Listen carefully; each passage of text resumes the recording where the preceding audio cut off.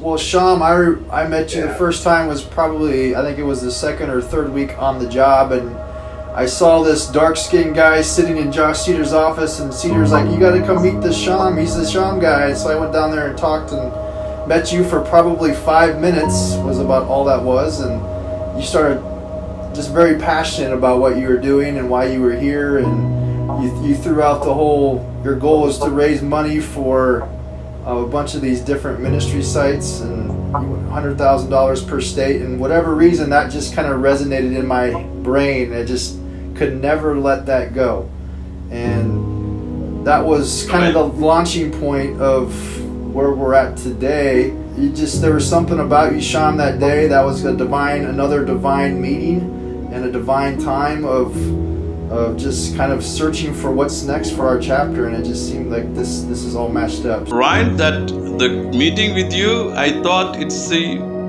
as usual as my routine to telling people. But this meeting, after this big news and exciting news, I understood, end of the day, the Lord is the one who works in the hearts of the people. You guys kind of talked for a bit, and I was busy running in and out. When we were getting ready for GoMad, so I was in and out of the room. I caught a little bit of the conversation. I remember I saw on my board afterwards, written on there in Ryan's handwriting, 100K, one state. I thought, okay, got to remember that. And hanging out with Sham, he spent a few days with us, and before he left, he said, hey, I talked to your leader about this. Don't let him forget. Remind him. I said, okay, Sham, I can remember that. Well, as his life, things go on, and he get busy doing other things. And Ryan and I were on a trip one time. All of a sudden, nowhere, he's like, "Hey, Sham mentioned 100,000 to me, and I want to do it." It just came out of nowhere. At least to me, it came out of nowhere. Ryan had been mulling it over for a long time, because again, Sham comes over here, he's planting these seeds, and you guys, that talk you had, I mean, clearly God was there and in the room. It inspired him. What you said motivated him to join up. And it's interesting because, you and I meeting is through, the Cedar family being obedient to the adopt as God called us to. And through that, just happening to meet you.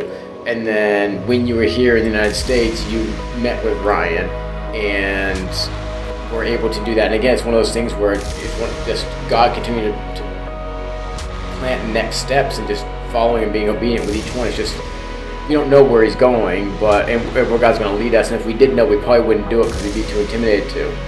But it was one of those where, just through that, just each step there, it's made it happen. So you two had a short but a very meaningful conversation that definitely resonated here for sure. Awesome that we're sending money now, and honestly, I'm more excited about the relationship and how we can help each other minister the gospel all over the world, and help each other get better at that, and love on each other and send people, and whatever we need to do. It's just the sky's the limit with this relationship. And there's a financial component to this, but there's so much more that we're both hopefully going to get out of this. And it's not just a one-way street by any stretch. It's hopefully going to be